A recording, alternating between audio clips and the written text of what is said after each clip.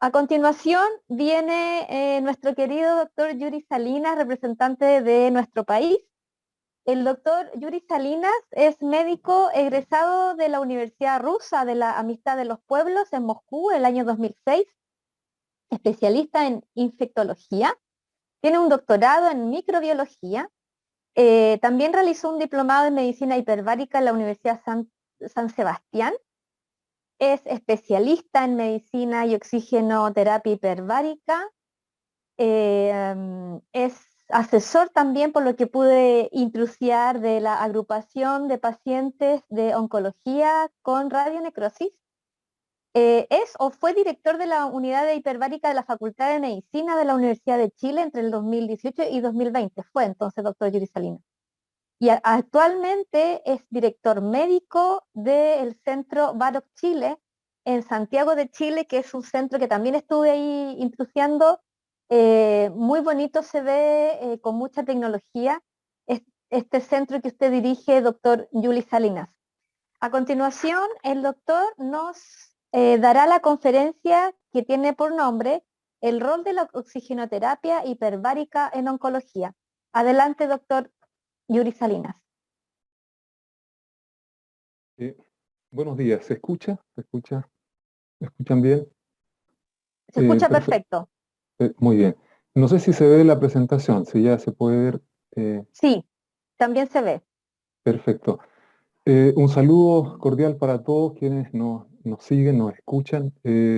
Especialmente agradecimientos para el doctor Eduardo Nogueira y al doctor Camilo Saraiva, porque han hecho una estupenda introducción de temas que son de particular interés.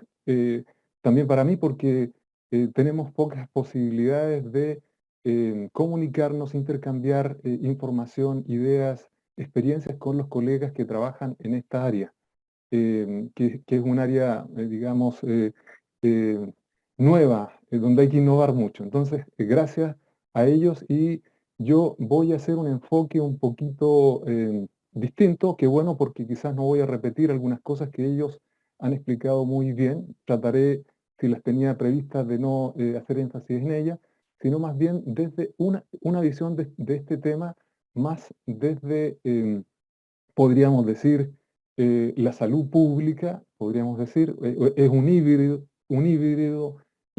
entre salud pública, epidemiología y también clínica.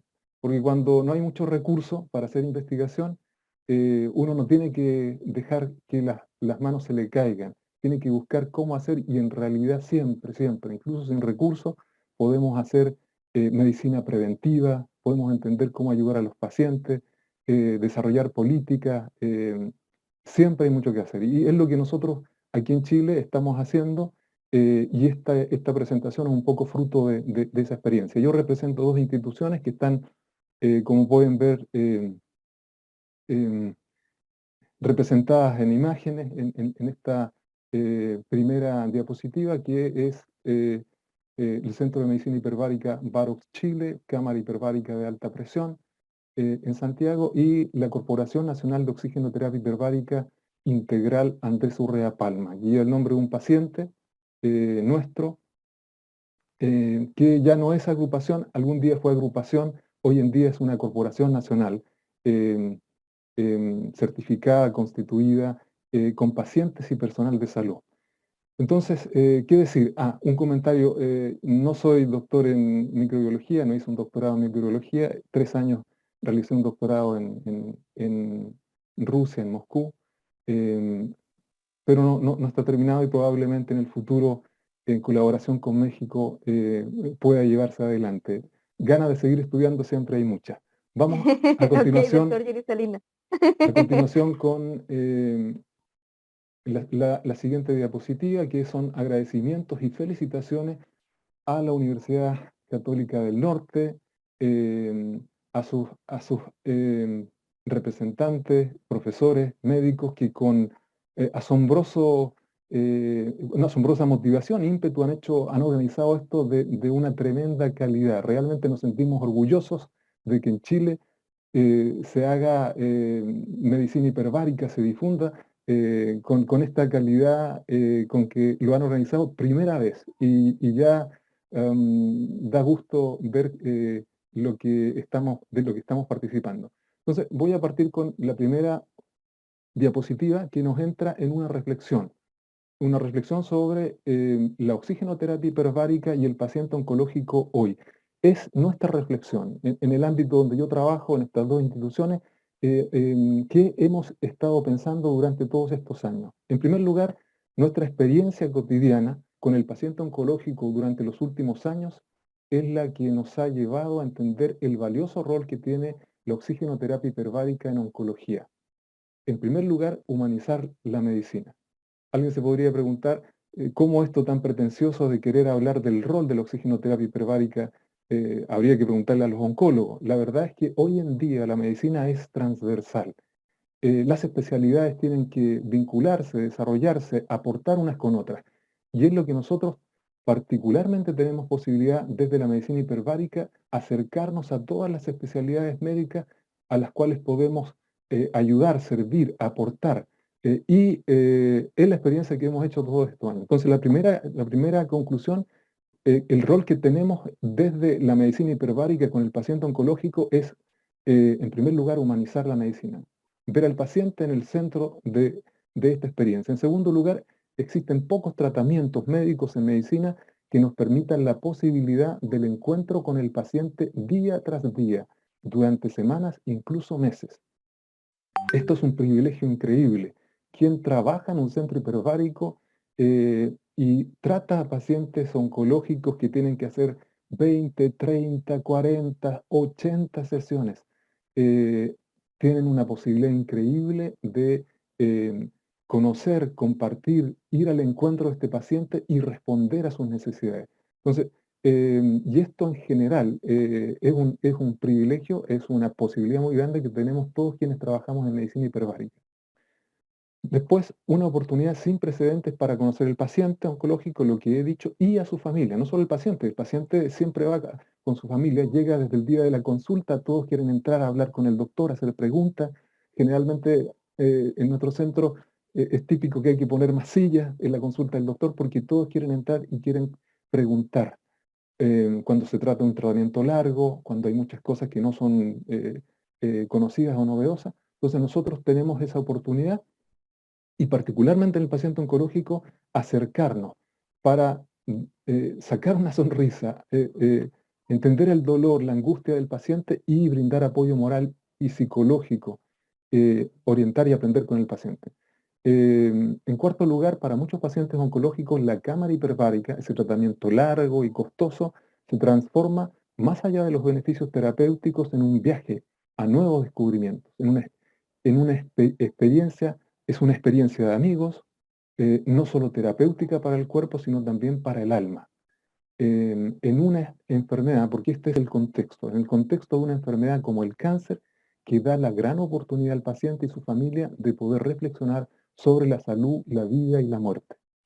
Es una experiencia que vivimos a menudo, porque nuestros pacientes, algunos son de cuidados paliativos y luego de que terminan con nosotros a los meses, al medio año, recibimos la noticia de que el paciente ya no está y que en algún momento en la etapa final de su vida se acordó de la comunidad de la cámara hiperbárica. Es algo que les cuento que es real, lo hemos vivido muchas veces. Y por último, nuestra reflexión tiene que ver con la oxigenoterapia hiperbárica es un privilegio y una valiosa herramienta para quienes desean abordar integralmente al paciente oncológico en medicina hoy. De nuevo, desde nuestra posición, este paciente que viene, que tiene múltiples necesidades, que a menudo en nuestro país se queja, como puede ser en otros países, que después que se lo ha gastado todo, que ha entregado todo, que ha superado al cáncer y se encuentra con complicaciones, todavía no encuentra, digamos, respuestas y tiene que buscar de un lugar a otro, no encuentra quien integre el abordaje desde el sistema de salud del paciente. Muchos pacientes nos dicen, y nosotros tenemos esa oportunidad a veces de derivar, buscar, hacer contacto con otro especialista. eh, Esas posibilidades tenemos y a esto nos acerca la reflexión sobre el paciente oncológico. y las dos instituciones desde las cuales trabajamos con esta visión. Objetivos de la presentación. Vamos a pasarlo rápido. Los objetivos son, en primer lugar, reflexionar sobre el rol de la oxigenoterapia hiperbárica en oncología, sus perspectivas, posibilidades estratégicas en el abordaje integral del paciente oncológico, lo que acabamos de hacer, conocer la dimensión real del problema que representa el cáncer en medicina como problema en crecimiento exponencial, entender el rol de los pacientes, personal de salud y organizaciones de la sociedad civil sensibilizadas por el problema que representa el cáncer para la salud pública, aquí participan también, conocer sobre la calidad de la evidencia a favor de la oxigenoterapia hiperbárica para el abordaje del paciente oncológico con lesiones por radioterapia en Chile y el mundo, conocer las cifras reales y posibles con casos clínicos ejemplificadores del problema que afecta a los pacientes, cifras reales, porque hay poco conocimiento sobre estas cifras, identificar tareas y líneas de investigación a desarrollar capaces de hacer un aporte inteligente y útil desde la medicina hiperbárica a la oncología y en primer lugar al paciente oncológico en su entorno. Entonces, estos son en general los objetivos que nos hemos puesto y que vamos a desarrollar en esta presentación. Vamos a la real dimensión del cáncer en el mundo. Este es un tema sumamente interesante y nos encontramos con esta pregunta que dice ¿cuándo el cáncer va a desplazar a las enfermedades cardiovasculares como principal causa de muerte por enfermedad? Esta pregunta viene de hace décadas, porque desde hace décadas se venía observando que el cáncer iba a alcanzar a las enfermedades cardiovasculares que habían sido por décadas la principal causa de muerte y muerte prematura en el mundo. Sin embargo, yo recuerdo cuando era estudiante, el año 2000, When la Organización Mundial de la Salud había hecho un pronóstico respecto de que el año 2035 nos íbamos a encontrar con este fenómeno que el cáncer como enfermedad iba a alcanzar a las enfermedades cardiovasculares y empezar a superarlas. El año 2015, cuando llegué a Chile, me encontré con una sorpresa, podría decir, que el ex ministro de Salud, Jorge Jiménez, anunciaba en distintas instancias que en Chile el cáncer iba a alcanzar a las enfermedades cardiovasculares el año 2020. Me llamó mucho la atención porque dije yo, ¿qué pasa en Chile? El cáncer está avanzando a una velocidad mayor de lo que se pronostica en el mundo para el 2035. Y efectivamente eso probablemente durante la pandemia, que fue el año 2020, superó las expectativas. Todavía hay alguna discusión, se piensa que sí, que no, pero ya es clarísimo que en Chile el cáncer alcanzó a las enfermedades cardiovasculares. Y hay aquí una frase al final de la Organización Mundial de la Salud que dice, de los años, estamos hablando de hace varios años atrás, que decía que en las futuras décadas 1 de cada 2 hombres y 1 de cada 3 mujeres iba a terminar su vida en cáncer. Entonces, esto nos hace pensar que no es un tema al cual podemos ser indiferentes, que alguien tuvo mala suerte, que una familia tuvo mala suerte. Esto tiene mucho que ver con varios otros factores y causas que no es el tema a discutirlo hoy, pero es una realidad frente a la cual tenemos que estar todos atentos. Y aquí yo quería mostrar justamente el cáncer moviliza a la sociedad chilena. Aquí en Chile ocurrió un fenómeno interesante, ayudado, digamos, por toda esta conciencia, y la sociedad civil salió a la calle a pedir Ley Nacional del Cáncer. El año 2018 insistió, aunque había un Plan Nacional del Cáncer, y finalmente el año pasado ya se aprobó la Ley Nacional del Cáncer. Pero esto fue una gestión larga de muchas personas, muchas instituciones y personas anónimas, entre las cuales con nuestros pacientes que llegaron a la Cámara Hiperbárica de la Universidad de Chile trabajamos activamente por esta campaña hasta lograr la Ley Nacional del Cáncer. Y ahí vemos una niña, no se muestra su rostro por supuesto, que levanta un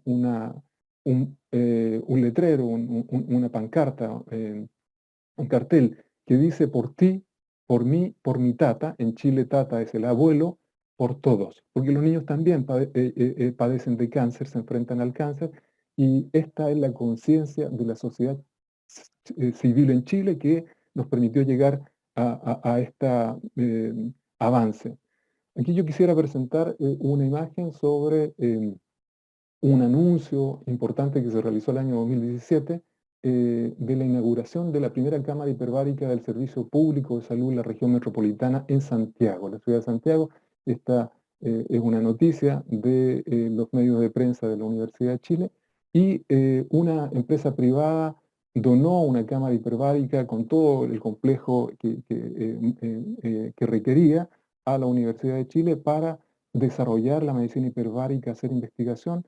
Yo tuve, digamos, la posibilidad de hacerme cargo como responsable clínico de este centro, y desde el año 2017, 9 de noviembre, como ahí dice, recibimos peticiones de muchos pacientes de todo el país, de todo Chile, para ser atendidos en la cámara hiperbárica de la Universidad de Chile. Lamentablemente esta cámara lleva 2 años cerrada, por distintas razones no pudo seguir funcionando, y muchos de los pacientes que llegaron a la cámara hiperbárica, anunciada como primera cámara del sistema público de salud, no pudieron recibir la terapia. Yo evaluaba 10 pacientes en este centro, y con suerte uno solo podía entrar a la cámara hiperbárica, por falta de recursos, por supuesto.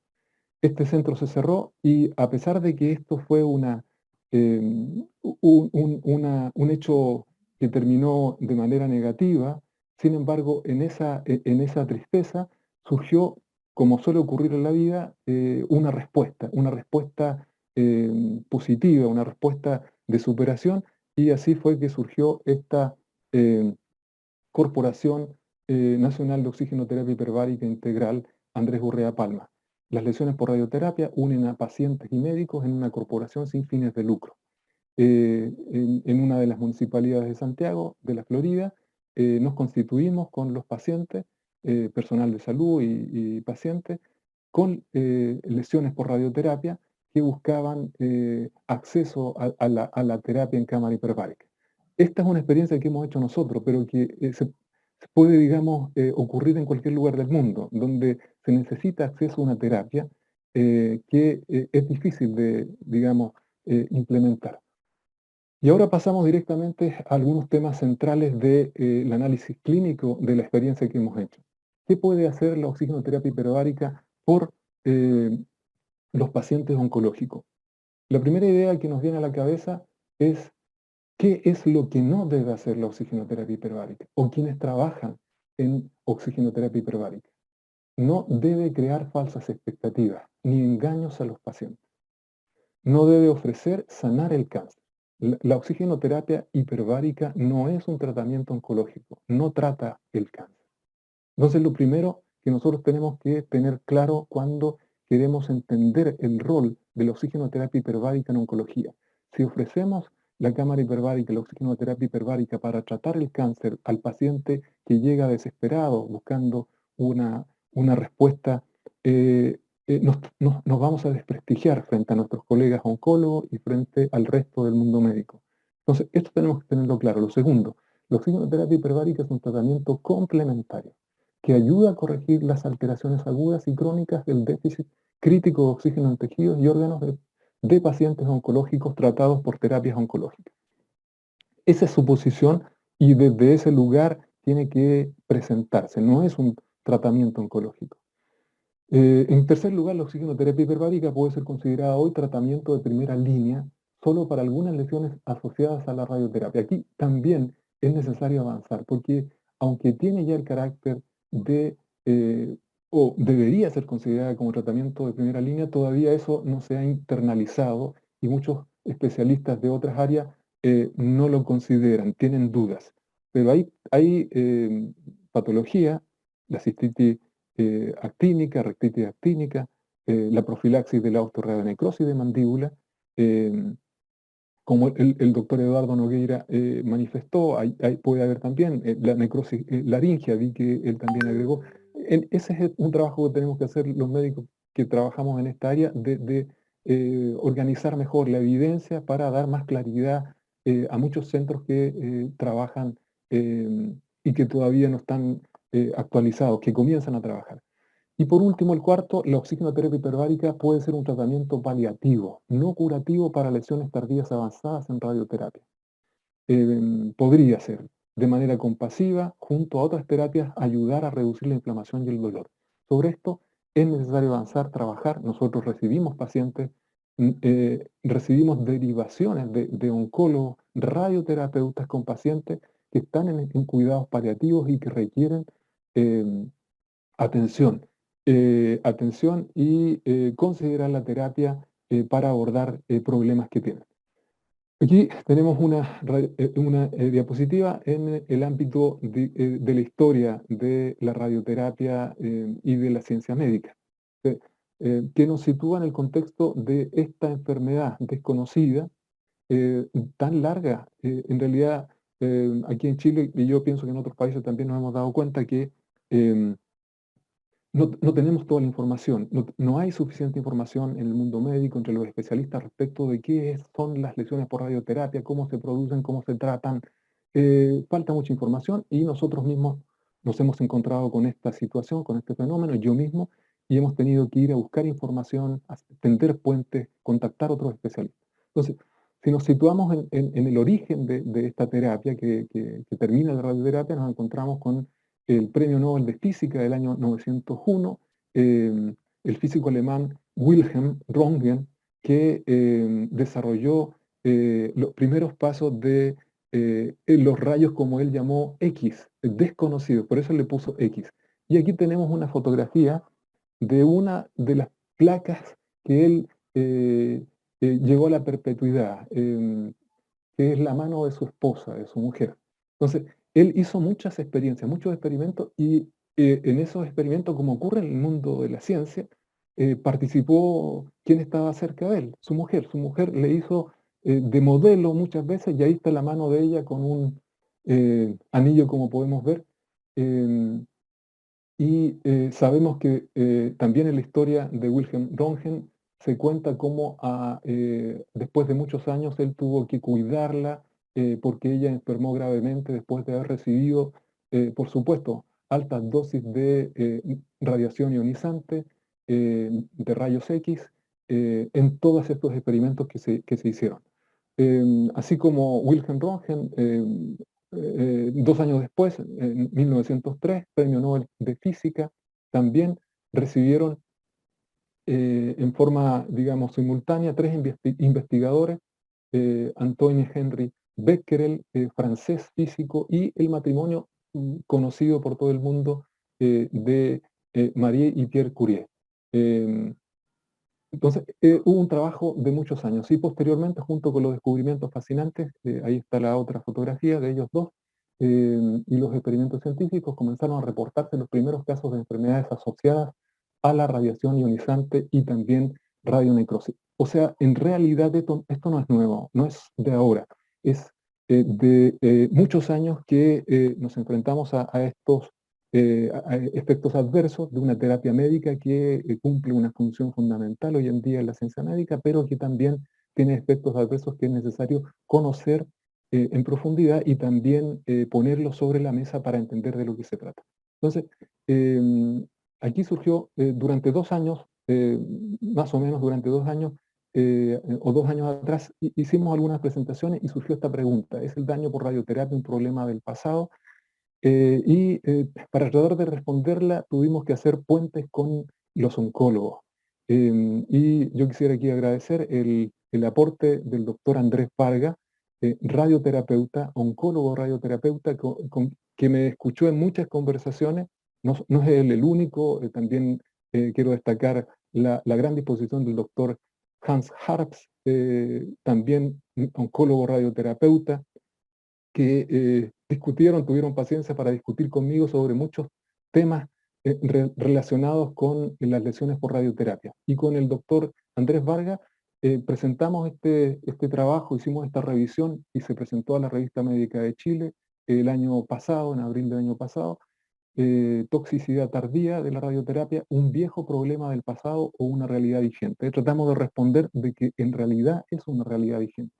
Muchos especialistas en el mundo de la medicina piensan de que esto es del pasado, que hoy en día los equipos de radioterapia no tienen estas complicaciones, pero la verdad es que en el aumento de la población y crecimiento exponencial de este problema, el número de pacientes con lesiones por radioterapia, aunque en el universo de pacientes es bajo, sin embargo, en el número aumenta. Entonces, aquí presentamos un cuadro en este trabajo que terminó después en una también carta al editor de la revista Médica de Chile, y tenemos que hay mucho que aprender y estudiar sobre este tema. Hay grados de toxicidades, grado 2, grado 3, y también hay que aprender sobre los porcentajes, porque hay la tendencia a decir que en general son 5 o 10%, no más que eso, es verdad, pero cuando empezamos a ir por cada órgano, uno por uno, cada órgano nos lleva a una situación distinta. En cada órgano pueden, dependiendo de los estudios que tenemos, distintos porcentajes de complicaciones. Entonces, en esto hay que seguir trabajando y podemos incluso darnos cuenta que, por ejemplo, en la radioterapia de cabeza y cuello, aunque la osteoradionecrosis, que es muy, digamos, impresionante, los porcentajes en los estudios que pueden haber son bajos, 5 o 7%, sin embargo, la serostomía, que esta falta, digamos, de saliva en la cavidad bucal, llega al 64%, que va acompañada de mucositis y que es un cuadro muy complicado también. Entonces, hay mucho que estudiar para entender y precisar mejor. Incluso, aunque se use, como ahí aparece radioterapia de intensidad modulada, IMRT, que son equipos de nueva tecnología, sin embargo, los casos también se producen y más adelante vamos a ver por qué. Entonces, el concepto principal es entender que la radioterapia es uno de los pilares del tratamiento oncológico, pero también tiene efectos adversos que no se pueden desconocer. Y aquí yo cito dos ideas que ayer mencionó el doctor Sánchez de México, digamos, que es importante para nosotros entender, digamos, efectos adversos. Estos efectos adversos no son menores porque producen pérdida de años de vida por discapacidad, primer concepto, y pérdida de años de vida por muerte prematura. Y el tercero, que yo agregaría, empeora la calidad de vida de muchos pacientes oncológicos que se preguntan, ¿he sobrevivido al cáncer? Ya no tengo cáncer, pero mi calidad de vida es pésima, es muy mala. Entonces, en este contexto tenemos que entender las cifras, ir a las cifras para entender el fenómeno, y el Observatorio Global del Cáncer en el año 2018, que es un órgano de la Organización Mundial de la Salud para Chile en 2018, estableció 53.365 nuevos casos de cáncer en Chile en un año. Para cada país, el Observatorio Global del Cáncer hace un pronóstico y tenemos que saber que el 60% de sus pacientes recibe radioterapia en Chile. O sea, es más de la mitad de esos 53.365 el 2018 que podrían haber recibido radioterapia. Si el 5% de ese 60% o el 10% de estos pacientes desarrolla complicaciones según las estimaciones conocidas, aproximadamente estamos hablando de 1.500 a 3.000 pacientes proyectados de un solo año. A esto hay que sumar los casos acumulados de años anteriores. Entonces, la cantidad de pacientes con lesiones por radioterapia es mucho más de lo que nosotros nos imaginamos, realmente. ¿Cuáles son las cifras posibles de lesiones por radioterapia en Chile? Veamos, las cifras posibles son 3.500 pacientes oncológicos al año, en el año 2007, 35.000, en el año 2007, 35.000 tenemos, en el año 2018, 53.365, que fue lo que hemos dicho. Veamos cómo la barra crece, ¿sí? O sea, se acerca casi al doble. ¿En cuánto estamos hablando? 11 años. 11 años casi el doble. Si de esos 53.365 nosotros sacamos el porcentaje que recibe radioterapia, estamos hablando de 53.365 reciben radioterapia 32.019 pacientes. Probablemente el año 2018 más menos. ¿Sí? Estas son cifras que hemos proyectado nosotros. Si nosotros proyectáramos esa barra verde, el número de pacientes que hace complicaciones, estaríamos hablando en el caso de 5%, 1.800, si el 10%, 3.600. Entonces, solo 5%, si nosotros tuviéramos que tratar 1.800 pacientes al año, estoy exagerando, tendríamos que cerrar todas las cámaras hiperbáricas de Chile para dar atención 24 horas al día a esos pacientes, porque la cámara hiperbárica trata a un paciente en un mes, 2 meses, uno solo. Entonces, realmente Son cifras que alarman. Yo fui a México, conté estas cifras y me hicieron muchas preguntas, son alarmantes. Es lo mismo el 5% de pacientes con complicaciones al año 2007, al año 2018 actualmente, si el número de pacientes oncológicos crece en forma exponencial. Entonces, aquí está la pregunta central. El 5% y el 10% de complicaciones en una terapia médica es muy poco, por lo tanto los oncólogos están orgullosos de su trabajo. Pero si lo proyectamos en los crecimientos que tienen 2007, cómo creció en 11 años el 2018 y sigue creciendo cada año, ese 5% y ese 10% representan miles y miles de pacientes. Entonces, es lo que tenemos. ¿En qué hay que trabajar? En toxicidades tardías por cada órgano. Una tarea fundamental para el futuro y frecuencia estimada por cada órgano, en eso hay que trabajar. Hace falta mucho trabajo. No sé cómo estoy con el tiempo, ya creo que no tanto, voy a tratar de. Está muy bien, doctor Salinas, porque su presentación tiene hasta las 11:25 y son las 11:03, así que dele Ah, ya. nomás. Muchas gracias, me dicen que tengo todavía un poco de tiempo. Vamos a los factores de riesgo. Esto lo presentó también el doctor Camilo Saraiva.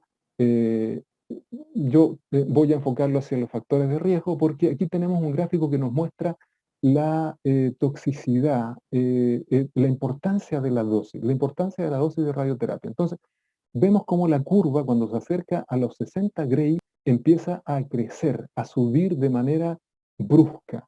Entonces, la dosis de radioterapia en un paciente en un tratamiento sobre 60 Gray, 55, 50, 60 Gray, ya deberían ser para nosotros signo de atención.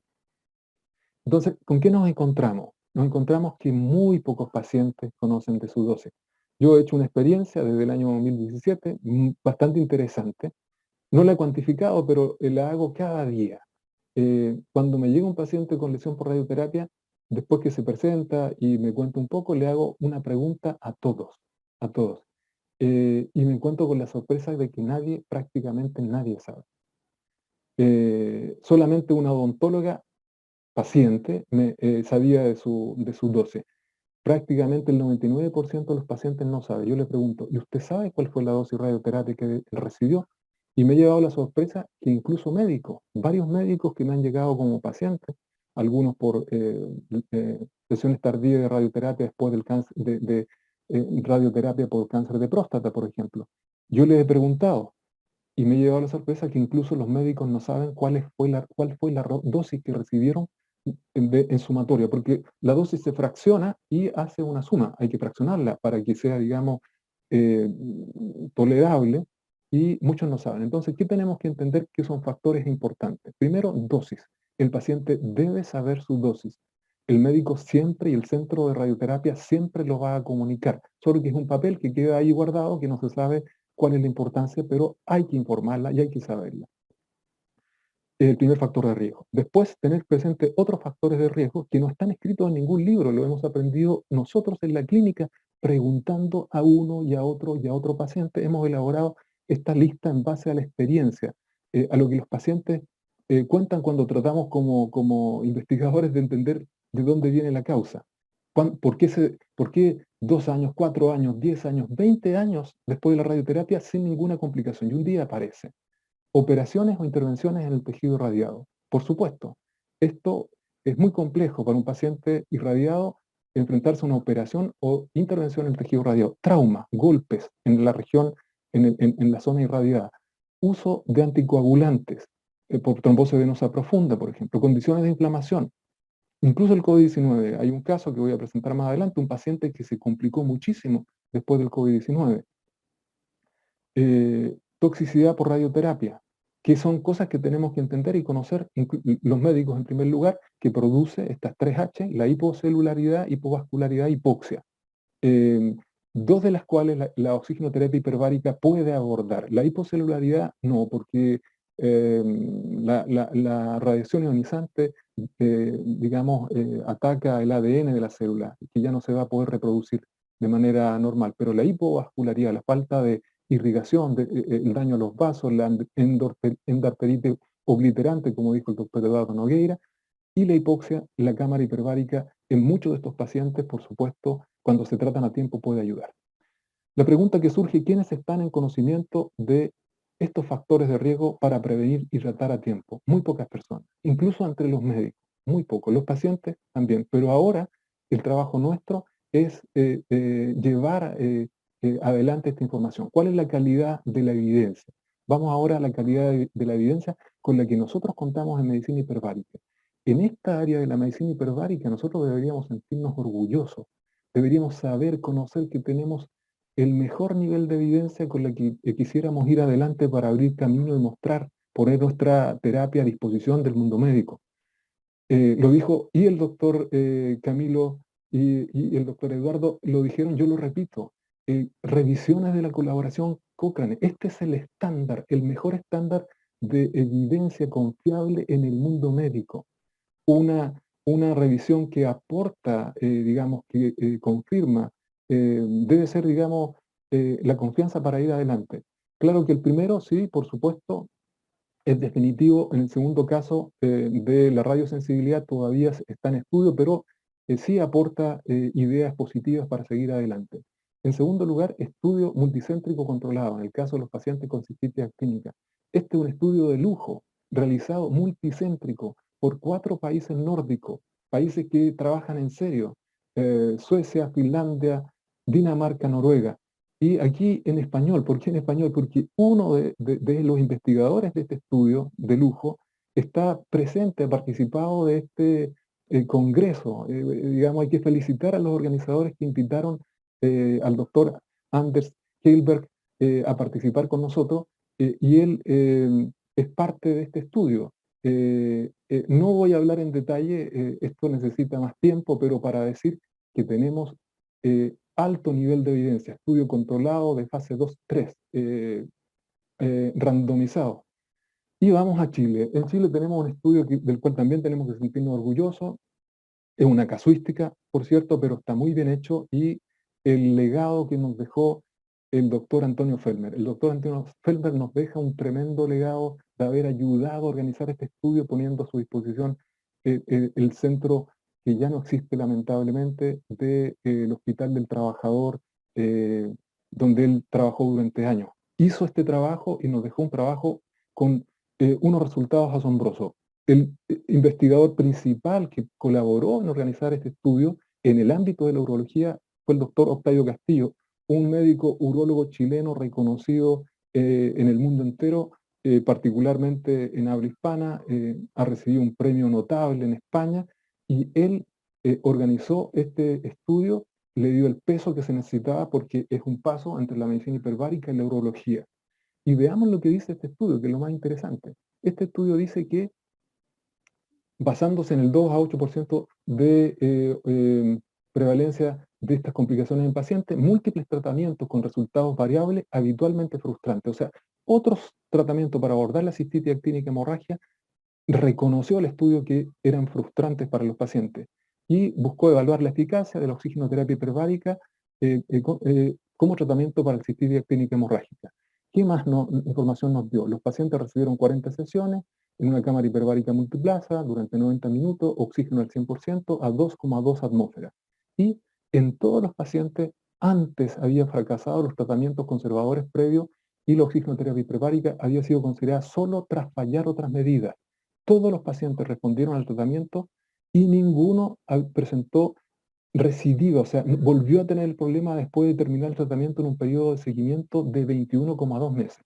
Esto coincide con otros trabajos que han hecho en el mundo, donde se pone como un límite, digamos, de tiempo seguro del efecto favorable de la oxigenoterapia hiperbárica para el paciente hasta 2 años. Algunos aconsejan después de 2 años hacer un refuerzo no de 40, sino de 20 para continuar. Y lo más importante, no hubo complicaciones graves, efectos adversos de la terapia. Es una terapia no invasiva. Entonces, por último, el oxígeno, la conclusión del estudio es que fue un tratamiento no invasivo, altamente eficaz y seguro para el tratamiento de la cistitis actínica hemorrágica, secundaria a la radioterapia pélvica.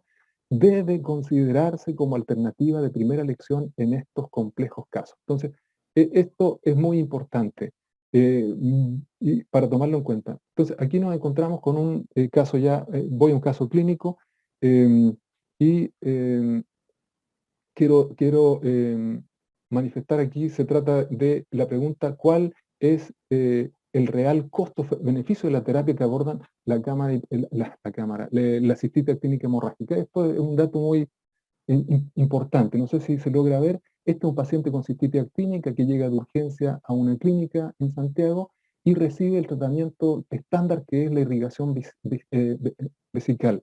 Digamos, administrar, introducir el suero fisiológico para sacar los coágulos que producen la obstrucción urinaria, que tapan la salida de la orina.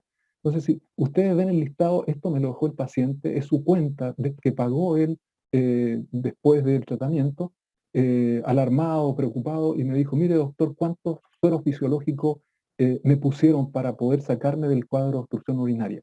Y uno empieza a leer el listado: 4 litros de suero de 1 litro, 24 de 3 litros, 2 de 3 litros, 6 de 3 litros, 18 de 3 litros, 24 de 3 litros, 30 de 3 litros, 12 de 3 litros, 12 de 3 litros.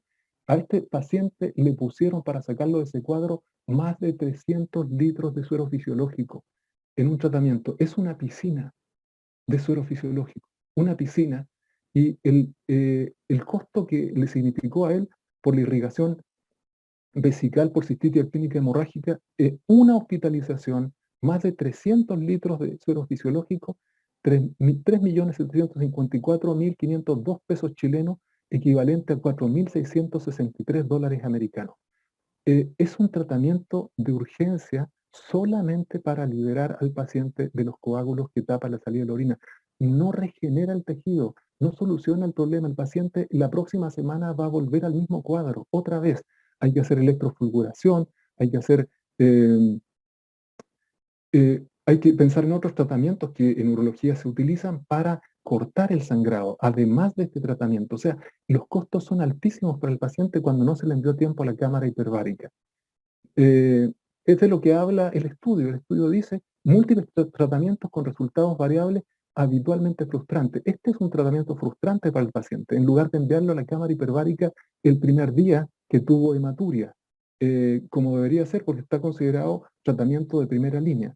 Entonces, vamos a un caso clínico concreto. Tenemos un paciente, 77 años, esto es un caso clínico. Ahí vemos el cuadro de este paciente 5 años antes, 72 años, el paciente 72 años, este paciente recibió radioterapia de rescate sobre total 46 Gray, 46 Gray en 23 fracciones, y a la fosa prostática 24 en 12 fracciones, utilizando la técnica más moderna que es radioterapia de intensidad modulada. Son equipos de última generación.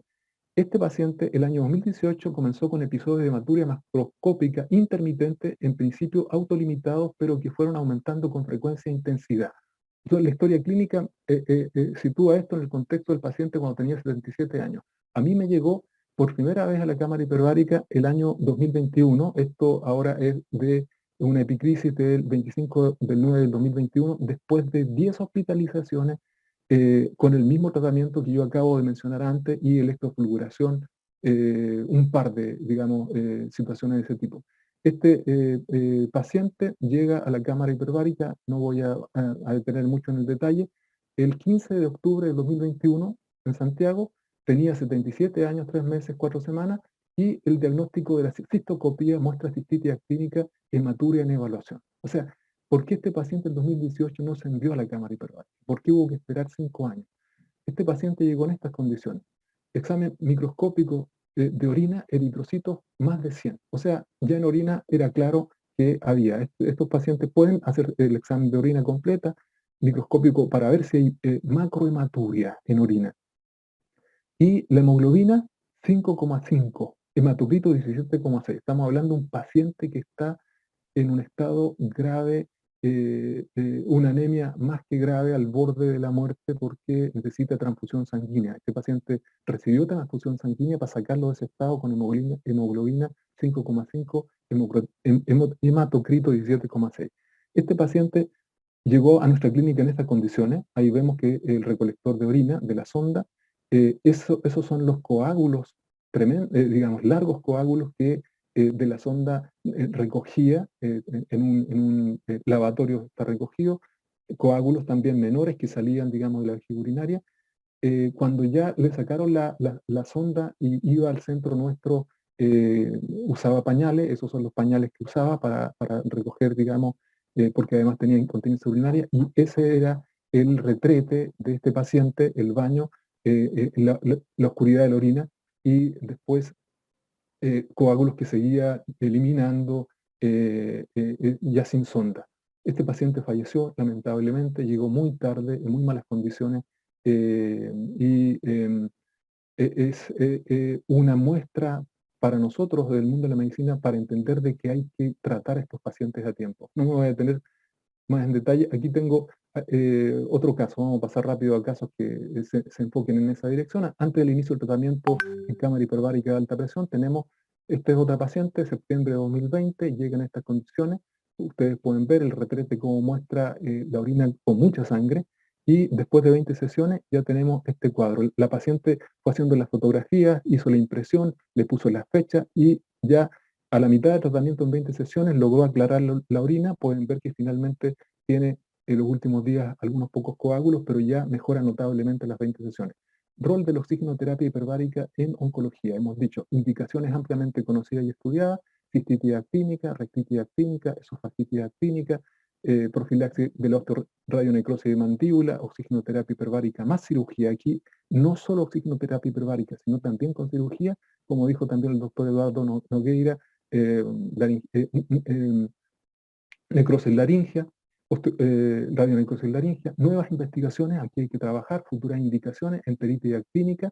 Tenemos dos casos, dos experiencias de pacientes, un caso muy difícil, la enteritis actínica es muy impresionante. Hemos tenido dos casos de pacientes que se han hecho cámara hiperbárica, resección del intestino quirúrgica, y después anastomosis, y están en muy buenas condiciones. Podemos combinar oxigenoterapia hiperbárica con cirugía digestiva para el abordaje de estos pacientes. Es un cuadro terrible cuando uno ve cómo sufren los pacientes. Estudio de calidad de vida del paciente oncológico, en esto hay que trabajar. Cuidados paliativos, en esto también hay que investigar en el futuro. Calidad de vida de paciente oncológico, una experiencia muy interesante. Mejora la calidad de vida de paciente oncológico con lesiones radioinducidas en edad avanzada. Un trabajo simple que hicimos entre el 2017 y 2019 con la encuesta de calidad de vida EORTC C30, que es una encuesta internacional. 4 casos de pacientes octogenarios, más de 80 años. Uno de ellos, que tenía cistitis más rectitis actínica, 79 años, tuvo que hacer 80 sesiones. Los otros 3 pacientes hicieron 40 sesiones. Uno de ellos llegó a los 88 años con indicación para,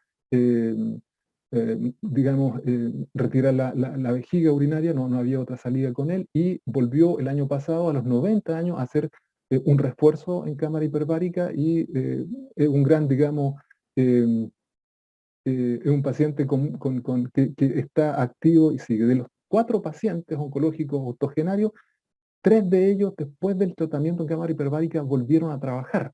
Los pacientes oncológicos en Chile tienen pensiones muy bajas, y muchos, si pueden, vuelven a trabajar cuando tienen salud y la posibilidad de hacerlo. Esta es la prueba de que realmente, tipo de elecciones, la edad de los pacientes, 80 sesiones un paciente, la encuesta, los progresos que nos mostró en calidad de vida y la actividad en positivo. En nuestro centro también trabajamos apoyo psicológico con los pacientes, sesión tras sesión. Es una oportunidad increíble para apoyar a estos pacientes y su familia y recibir la retribución de ese trabajo. Tenemos un protocolo que fue aprobado en mayo del año 2021 por el Servicio de Salud Metropolitano Oriente para hacer mediciones neuropsicológicas y funciones cognitivas para pacientes en tratamiento de cámara hiperbárica, y lo estamos haciendo con pacientes oncológicos. Cuando el paciente sabe que va a tener contacto con la psicóloga, apoyo psicológico y del equipo, el paciente realmente se siente en su casa, se siente muy bien, se abre, y es una experiencia muy agradable de trabajo con este tipo de pacientes. Futura línea de investigación: estudios sobre incidencia y prevalencia de la toxicidad tardía de radioterapia pélvica en pacientes de un centro de radioterapia en Santiago de Chile entre los años 2010-2020. Tenemos permiso para hacer este estudio en la Clinic Grant, lo vamos a realizar sin falta, estamos buscando los recursos, pero ya tenemos este permiso. Es un estudio que está planificado, estudio prospectivo sobre calidad de vida del paciente oncológico con cistitis actínica por medio del cuestionario EORTC el QC30, este cuestionario sobre calidad de vida con evaluación antes y después del tratamiento con oxigenoterapia hiperbárica de alta presión, sobre 2 atmósferas. Y estudio en base a marcadores de inflamación y estrés oxidativo en pacientes oncológicos con lesiones por radioterapia sometidos a tratamiento de 40 y 80 sesiones en cámara hiperbárica de alta presión. Así le llamamos nosotros en el centro CHAP, cámara hiperbárica de alta presión. Desarrollo de guías clínicas y protocolos para el abordaje de las lesiones por radioterapia, donde la oxigenoterapia hiperbárica puede ser de gran utilidad. Y aquí, sin lugar a duda, podemos colaborar orgullosos y contentos vamos a estar con los doctores Eduardo Nogueira y el doctor Camilo Saraiva. Será muy interesante y con otros médicos en otros centros. La oxigenoterapia hiperbárica es un aliado estratégico de la radioterapia. Este es el concepto, aliado estratégico. Los radioterapeutas, los oncólogos, piensan esto: la radioterapia es el orgullo de la oncología. Miren, estos datos son muy interesantes. 95% sin complicaciones tardías. Es un éxito como terapia. 43% de éxito en erradicar tumores sólidos. 5% del gasto total del tratamiento oncológico. La radioterapia es tremendamente barata. 5% del gasto total de todo el tratamiento oncológico significa la radioterapia. Equidad para la población, economía y costo efectividad para todos los pacientes oncológicos. A muy bajo costo se puede implementar la radioterapia. Equipos de nueva generación, 3D, radioterapia de intensidad modulada, que partió el año 2005. Equipos de protones, que son muy caros, todavía no han llegado, pero los oncólogos radioterapeutas están orgullosos de lo que tienen. Sin embargo, también existe esto: factores de riesgo de la radioterapia, desconocidos para los pacientes y los médicos. Altas dosis, uso de medicamentos, trombosis venosa profunda, fibrilación auricular, traumas, cirugía, extracciones dentales, infecciones e inflamaciones sistémicas. Incluso el post-COVID en muchos de estos pacientes también es una condición de riesgo, enfermedades crónicas como la diabetes. Todo esto es de la radioterapia, pero lo vamos a marcar hacia la medicina hiperbárica. Esto lo recogemos nosotros. Allá abajo, en la esquina, abajo en la diapositiva, somos chiquititos, pequeñitos, y queremos ayudar a esta tremenda especialidad y área de la medicina que es la oncología. Entonces, por cierto, somos pequeños, pero queremos crecer, y queremos crecer tendiendo la mano, ofreciendo, prestando un servicio, siendo un aliado para la radioterapia. Esta es nuestro objetivo, esta es nuestra voluntad, nuestro deseo de colaborar con la oncología. Entonces, gracias por la oportunidad de presentar esta idea y experiencia desde estas instituciones en las que yo trabajo con mucha pasión, junto a muchos pacientes incluso que colaboran, y junto al equipo del cual estoy orgulloso. Les saludo y les agradezco. Les invito a conocer nuestro centro en Santiago, Baros, Chile. Muchas gracias.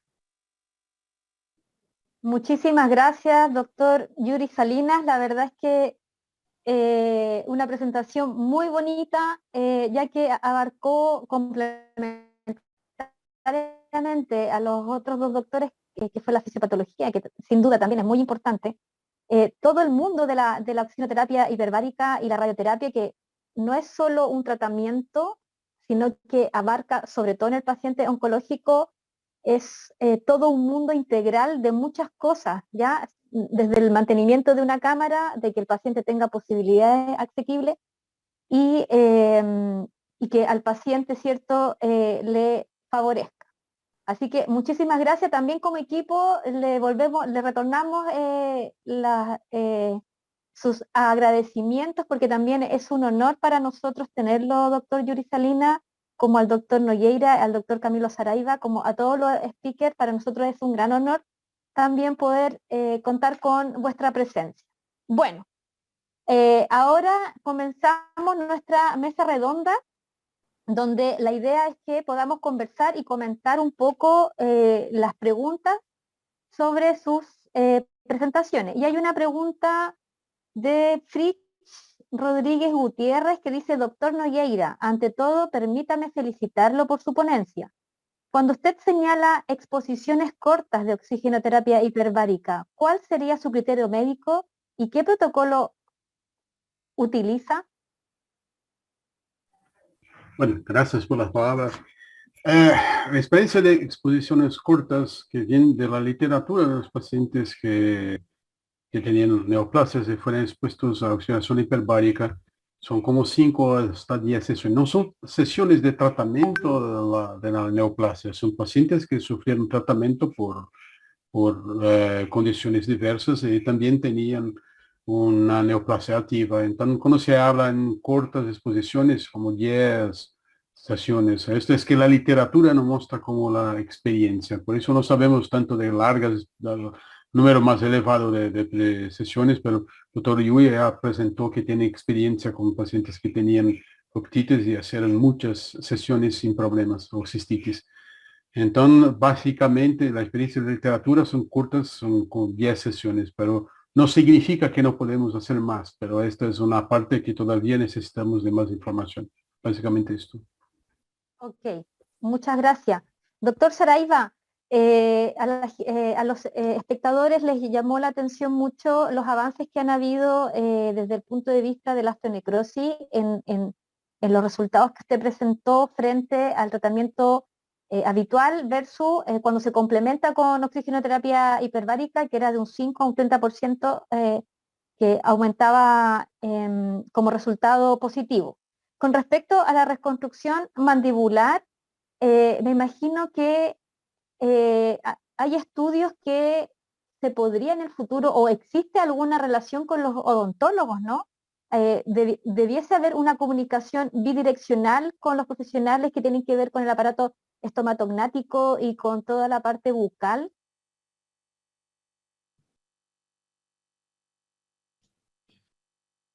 So, yeah, you're perfectly right.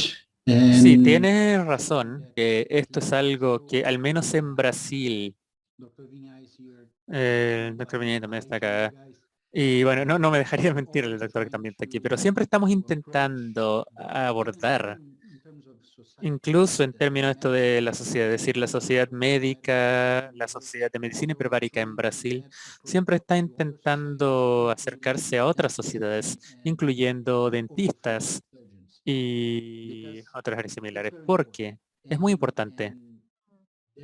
Y hay reportes, también informes de cirujanos justamente ahora en el facial aquí, en Estados Unidos, que se fueron demandados por sus pacientes porque preguntaron o no consideraron un tratamiento hiperbárico y hubo complicaciones más adelante. Y justamente la literatura está ahí, las cifras están ahí, mostrándonos que este tipo de complicaciones se podrían evitar o incluso reducir. No simplemente no tener estas complicaciones, sino que incluso si las tenemos, es a un nivel mucho menor que tener, por ejemplo, una osteoradionecrosis total de la mandíbula, por ejemplo.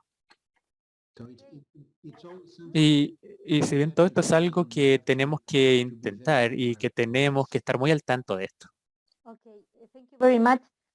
Ok, muchas gracias. El paciente con reconstrucción mandibular debe tener y necesita apoyo integral también, porque es por donde hablamos, por donde comemos. Así que no está tan lejos de lo que estaba hablando el doctor Salinas, con el apoyo que necesitan este tipo de pacientes. Doctor Saraiva, también usted comentó, mostró una tabla de costos sobre los tratamientos privados versus el tratamiento público, o mencionó algo sobre la universidad. ¿Podría volver a explicar un poquito este beneficio de cuando se puede trabajar dentro de un ambiente universitario o público? Algo así quisiera que volviera a explicar, o si quiere volver a compartir pantalla sobre esta tabla. Sí, voy a compartir. Ok.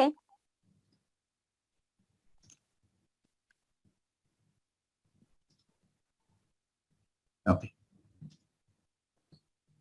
Exactly, that's one. Exactamente, esa tabla ese. Esencialmente,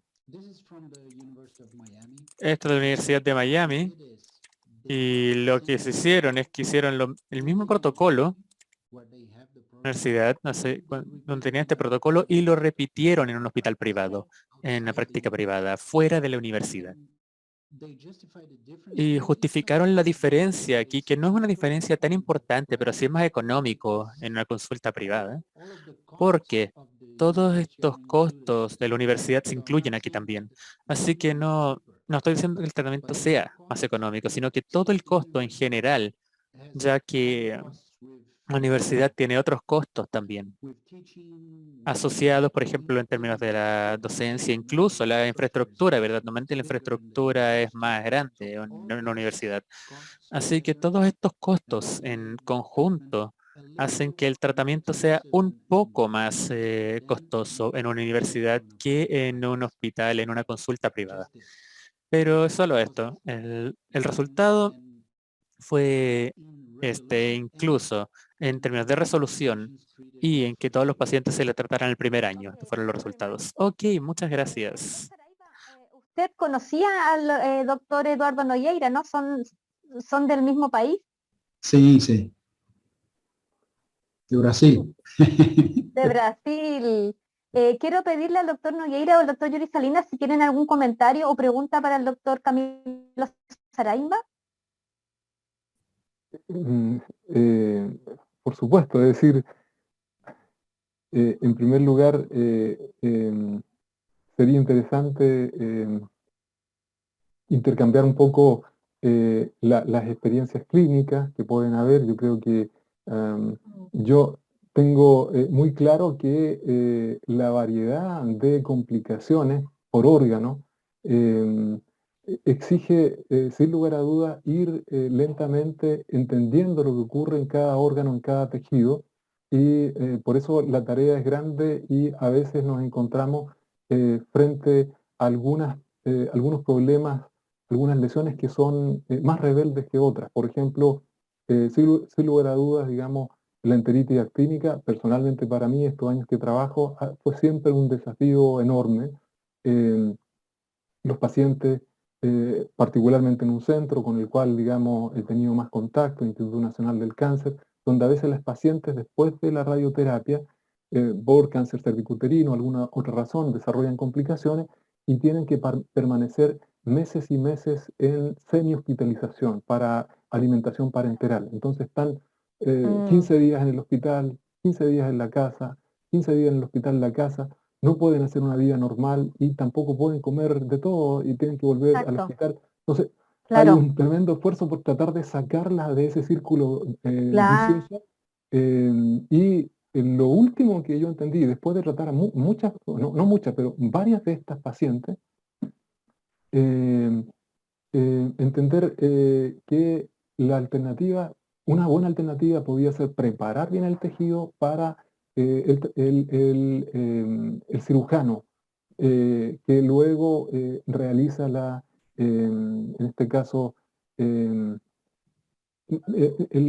la operación que permite retirar el tramo del intestino que está con mayor, digamos, lesión y luego hacer la anastomosis. Hemos tenido 2 pacientes con algún éxito. No sé si ellos han tenido alguna experiencia en esa línea de enteritis actínica. Yeah, it's. Sí, I think it's creo que es uno de los aspectos que tienen más impacto en la vida social de los pacientes. Y como presentaste, y muchas gracias por tus amables palabras respecto a la radiación en la oncología. Realmente, en los tratamientos con radioterapia son probablemente el tratamiento más igualitario, es decirlo, en la oncología, porque los precios de ciertas quimioterapias a día de hoy, 4.500 dólares, simplemente un vial de este caso para quimioterapia. La radiación siempre está ahí y tiene buenos resultados. Lamentablemente tenemos los efectos secundarios y la calidad de vida realmente es algo que se ve afectado. Y que, por ejemplo, cuando yo hago esta presentación, antes daba un ejemplo de un paciente que tuve, que era el director justamente de una empresa muy exitoso y tuvo que mudarse, ni siquiera se vio tan afectado en el sentido de tener que acudir, por ejemplo, a la a la nutricionista o este tipo de cosas, pero tuvo que trasladar su oficina en el edificio para estar más cerca del baño. Cosa de si tenía alguna urgencia, poder llegar rápidamente al baño para evitar complicaciones. Y esta persona, una vez, acudió a nosotros después de la sesión de tratamiento y sabes que siempre hablamos con los pacientes, tenemos esta interacción social que se mencionó al principio de su presentación, creamos este vínculo y se me acercó y dijo, ¿sabes qué? Tengo que darte las gracias por eso, porque ayer, anoche, por primera vez en 4 o 5 años en mi vida, y él era alguien que le encantaba el cine, le encantaba ir a ver una película. Y él dijo, por primera vez en 4 o 5 años es que pude llevar a mi esposa a ver una película, porque no podía estar 1 hora y media o 2 horas en el cine sin tener que correr al baño. Así que por primera vez en su vida él pudo llevar a su señora a una cita y quedarse ahí toda la película dentro del cine a su esposa. Así que esto de nuevo es no un tema monetario, sí, pero hace una gran diferencia en la vida de una persona. Por supuesto, Normal para nosotros, como levantarnos de un paciente neurológico o este caso, es impactante a veces lo que uno puede hacer con algún tratamiento, pero también yo siempre digo que cuando uno va por la calle, uno no ve a las personas que tienen algún problema porque no pueden salir o porque están hospitalizados y los que nos movemos en el día a día, los que somos activos laboralmente, que nos movemos a un sitio o a otro, tenemos una vida medianamente normal, somos muy privilegiados y si tenemos el conocimiento y la capacidad de poder estudiar y ayudar a aquellos que no pueden hacer lo que nosotros hacemos, es algo muy, muy bonito, ¿no? Quería agregar algo. ¿Sí? Un poco, también me hizo recordar un poco lo que contaba el doctor Camilo Saraiva, porque una de estas pacientes que nosotros atendimos con enteritis actínica, que sufría mucho por el dolor asociado, digamos, a su condición, realizó la cámara hiperbárica, o sea, realizó terapia en cámara hiperbárica y a un punto su estado era muy complejo y necesitamos tomar decisiones muy difíciles. Y incluso en una oportunidad tuvo una intoxicación por oxígeno, la primera de mi vida, impresionante. Yo casi fue terrible porque nos vimos al borde de lo que los médicos queremos evitar a toda costa, que es causar daño al paciente, pero el paciente aferrado a la terapia. Y después de esta experiencia, de esta intoxicación por oxígeno que tuvo la paciente, pasaron 2 semanas y de nuevo volvió con la hija. Volvió con la hija y nos pidió continuar. Y para mí fue difícil y para el equipo tomar la decisión de volver a darle la terapia.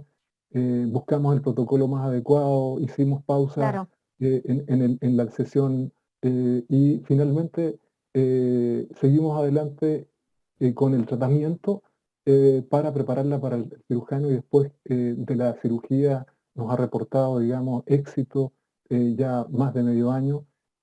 Lo que realmente nos lleva a entender de que hay muchas cosas que necesitamos aprender, no las sabemos muy bien y podemos, digamos, seguir creciendo en esta área de la medicina, juntos. Sí, justamente le iba a comentar al doctor Nogueira cuando explicó toda la fisiopatología de los tumores y su relación con la hipoxia, el tipo de tumor, el tamaño del tumor, la predisposición genética, y un montón de variables, ojalá que el mundo médico, porque claro, no todos los médicos sabemos, no indican o no trabajan en la medicina hiperbárica y todavía hoy en día hay mucha gente incrédula que todavía no cree mucho o no están convencidos de su realidad, de su real beneficio. Doctor Saraiva, desde ese punto de vista me di cuenta que hace muchos años, usted dijo del 1966 más o menos, que hay estudios por esta doctora argentina que usted nombró, que empezó, ¿cierto?, con este tipo de estudios. Y me llamó la atención de un estudio donde abarca el sistema nervioso de un meningioma, donde demostró, ¿cierto?, una disminución del edema y de sintomatología neurológica. ¿Conoce alguna otra caso o de paciente o de algún artículo científico donde se haya tratado algún otro tipo de tumor? Porque los gliomas, por ejemplo, son muy agresivos, son muy típicos, son muy comunes. ¿Tiene algún otro dato que nos pueda comentar sobre el sistema nervioso? Bueno, creo que fui yo que presenté esta información.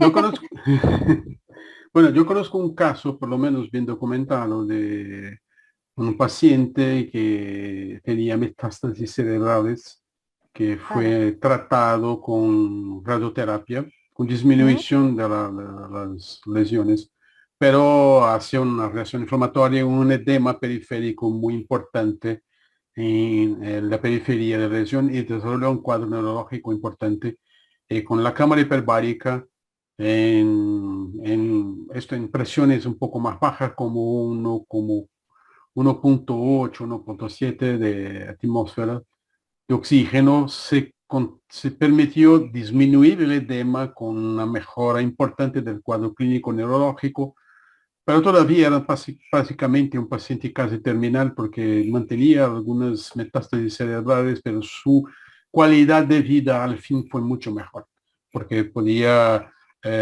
contactuar con personas de la familia, y al fin de la vida esto es muy importante. Entonces esto lo conocí, es un caso que conocí directamente, así como tuve también un otro que era un médico, un cirujano que tenía una cistitis actínica, dejaba de hacer la cirugía porque no se podía meter por mucho tiempo en la cirugía para hacer el tratamiento porque tenía la urgencia, el dolor y todo.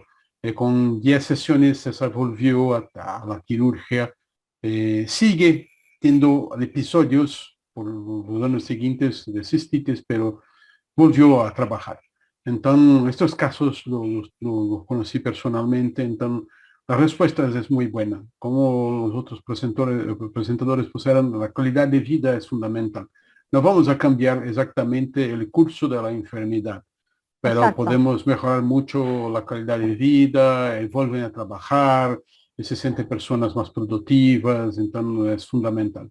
Es fundamental. Creo que gran parte del éxito del tratamiento se da por esta niña. Y sí me gustaría solo hacer una pequeña observación. Creo que es muy importante recordarnos que la importancia de la universidad en estas investigaciones, porque hay otros tipos de situación que pacientes que también reciben radioterapia, tienen problemas por radioterapia y son pacientes muchas veces que están en la universidad. Entonces también cuando estaba en Campinas tuvimos fueron 5 casos de mujeres que tenían cáncer vaginal que fueron sometidas a radioterapia y después a la cirugía para resección de toda la vulva y 100% de ellas desarrollaban dehiscencias. Con la oxidación hiperbárica había dehiscencias, pero que el tamaño de la lesión y la cantidad de secreción era extremadamente más baja con oxígeno hiperbárico. Entonces, lógico, son enfermedades graves, son pacientes graves, pero esto es emocionalmente para mujeres mucho mejor. Entonces, es un ejemplo de estudios que hacemos en la universidad, que este tipo de paciente prácticamente no llega a una clínica privada, pero que en la universidad se puede tener contacto con el departamento de ginecología que hace ese tipo de tratamiento normalmente, pacientes de universidad, y así se desarrollan investigaciones ampliando el rango de indicaciones para tratamiento de complicaciones por radioterapia. Entonces, la universidad es muy importante también por estos tipos de pacientes que muchas veces no tenemos en la clínica privada. Exactamente. No sé si el doctor Saraiva o el doctor Yuri Salina le quieren hacer algún comentario, alguna pregunta al doctor Nogueira. ¿No? Absolutamente de acuerdo con él. Muy bien. Doctor Yuri Salina, lo felicito por la Corporación esta Nacional de Oxinoterapia Integral que formó debido al cierre de esta cámara que entregaron los hermanos Osorio a la Universidad de Chile, que entre paréntesis es una lástima que esa cámara no esté funcionando. Es una tarea para el sistema público de salud, de cumplir, en el buen sentido de la palabra, lo que se empeñó, lo que se ofreció para los pacientes. son experiencias que a veces no se realizan del todo, pero que se pueden corregir, y eso es lo importante. Confiamos que algún día se va a cumplir. Necesitamos, en Santiago de Chile, a propósito, en Santiago de Chile, la capital de Chile, no hay un hospital público con cámara hiperbárica, y hoy en día no hay ningún hospital, ninguna clínica, nada con cámara hiperbárica, porque también la cámara hiperbárica del hospital de La Fach no funciona hace 2 años.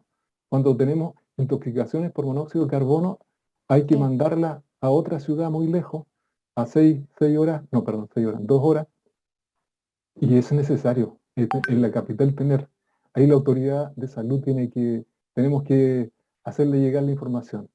Exactamente, vamos a aprovechar de hacer un llamado entonces porque ya vemos toda la evidencia que hemos demostrado en este Congreso, el conocimiento que existe en América del Sur, en América del Norte, en todo el planeta, que beneficia mucho a los pacientes. Y además, ahora que estamos en una alerta sanitaria, ¿cierto? Con la pandemia, libera camas también, por ejemplo, con el pie diabético, las úlceras, ¿cierto? Que finalmente terminan en amputaciones, lo que usted dijo sobre la intoxicación por monóxido. Así que aprovechamos y que hay un gobierno nuevo entrante, joven, para ese tema. Sí, me gustó mucho su charla, como complementario le decía a las 2 charlas anteriores, porque a mí me gusta, soy fan de la salud de la persona integralmente. Me gustó mucho escuchar sobre el tema de la calidad de vida, que al fin y al cabo es lo que todos queremos lograr con un paciente. El apoyo mental también, ¿cierto? Cuando usted dijo que no solo es complementario, sino que paliativo. Los últimos meses, semanas o años de un paciente con dolor crónico tal vez, que se pueda atender en un centro hiperbárica, porque sabemos que en una terapia hiperbárica no es solo el médico tratante, es todo un equipo, está el enfermero que está dentro, los operadores. Yo tuve la posibilidad de estar en la unidad de medicina hiperbárica del Hospital Almirante Neff, y como dijo, son visitas periódicas, traían queque, traían cositas para comer, se arma un ambiente muy íntimo porque ya se conoce al paciente. Incluso vi pacientes con disección aórtica que vienen en camilla y que pueden hablar con alguien que viene ambulatorio, ¿cierto? Por alguna fractura, qué sé yo. Es otro tipo de tratamiento, que usted dijo que el objetivo era humanizar la medicina. eh, es un tema muy, muy importante.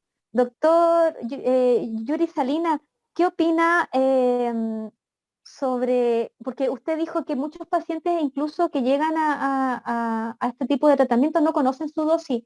Eso me llamó la atención porque es verdad, tal vez el paciente está tan asustado o es algo tan nuevo que me parece fundamental, ya que el doctor Nogueira habló mucho sobre la radioterapia, que a veces puede ser beneficiosa, otras veces tiene factores adversos.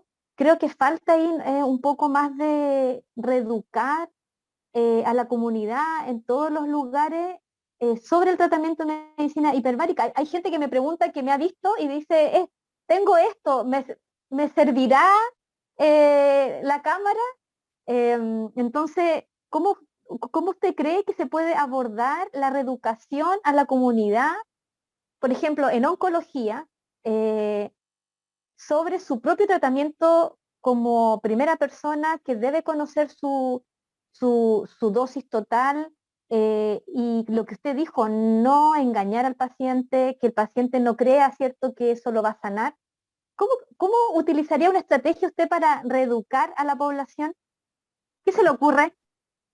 Es una pregunta bonita, porque en el fondo en medicina tenemos tantas tareas, y la pandemia nos demostró que en realidad si pretendemos tratarlo todo, no tenemos suficiente capacidad.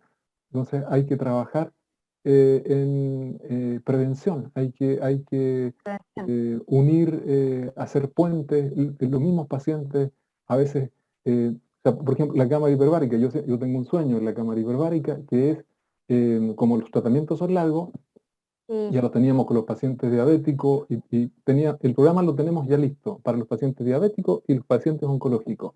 El paciente llega a la cámara hiperbárica a hacer su tratamiento y durante su tratamiento hace un curso. Y cuando se va con un diploma. Se va con un diploma. Y él va a su comunidad porque los pacientes que van a la cámara hiperbárica y se mejoran, están muy motivados. Y el paciente, después del tratamiento, termina su curso, recibe su diploma, es un monitor para ir a su comunidad y transmitir información a personas que tienen su mismo problema de salud y de otras cosas que nosotros podamos enseñar. Entonces, yo tengo organizado este plan en 2 programas para trabajar con los pacientes y el paciente cuando se va, el paciente cuando trabaja con nosotros, cuando viene a la cámara hiperbárica con nosotros, al final nosotros le hacíamos una pequeña despedida, ¿sí? Se sentía muy contento, hacíamos fotos, una tortita, algo.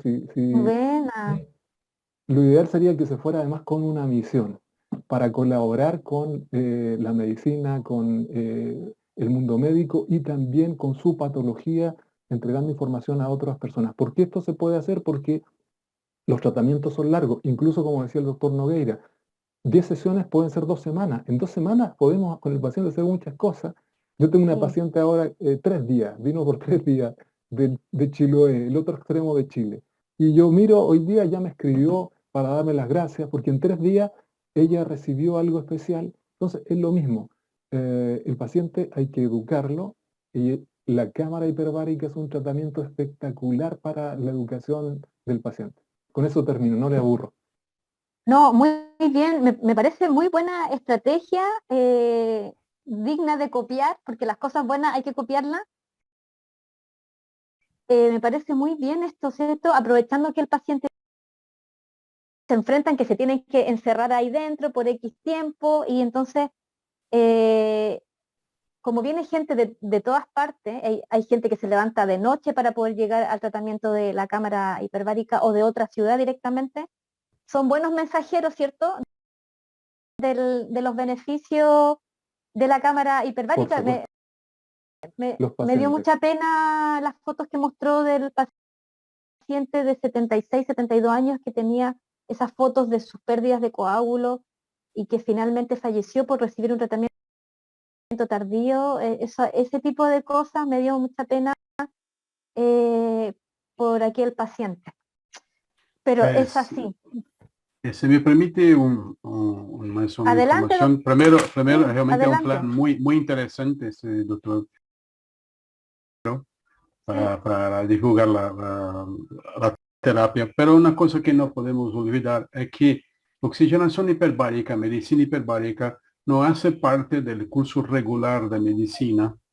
Entonces los médicos salen de la universidad sin conocer, así como es también medicina aeroespacial, son subespecialidades. Entonces debemos también trabajar, y creo que un congreso como esto está haciendo esta acción para hacer la educación de los médicos.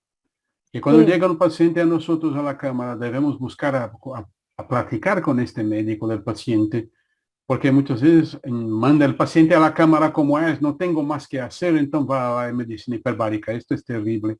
Entonces debemos buscar hacer este contacto con los médicos. Yo personalmente tuve una experiencia buena en 2019 con una paciente que llegó, pero que no era de radioterapia, era de cirugía plástica, pero al fin del tratamiento, el cirujano plástico me envió un mensaje me agradeciendo por el tratamiento de nuestro paciente. Ya estaba compartiendo el paciente con nosotros. Claro. Esto es un gano, porque no tengo el objetivo de quitar el paciente para mí, pero cuando estaba compartiendo conmigo, entonces, bueno, es un reconocimiento muy importante de la terapia. Entonces debemos trabajar también para la educación de los médicos, porque no conocen. Y si un médico no conozca el tratamiento, no va a indicar. Y peor, dice que no funciona. Entonces tenemos mucho que trabajar también en esta educación. Sí, tal cual, doctor Nogueira. Ya tenemos que terminar. Les mando un abrazo a Estados Unidos, Gracias. un abrazo a Brasil y a Santiago. Los invito. Ayer en la reunión de networking quedamos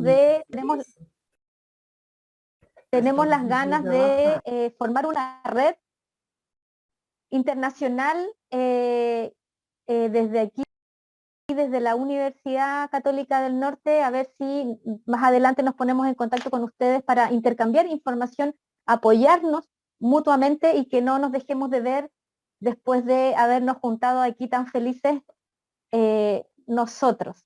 Los invito a que se unan a la sala 1, donde será el cierre del doctor Osvaldo Irribarren de este congreso. Así que muchísimas gracias a todos por participar. Doctor Nogueira, doctor Camilo, doctor Yuri Salina, lo esperamos en Coquimbo pronto, a ver si se arranca. ¿Ya? Muchísimas gracias por compartir la experiencia con ustedes y nos vemos pronto. Nos vemos pronto. Gracias. Gracias, nos vemos a ustedes. pronto. Gracias. Chao, chao. Bye. Chao.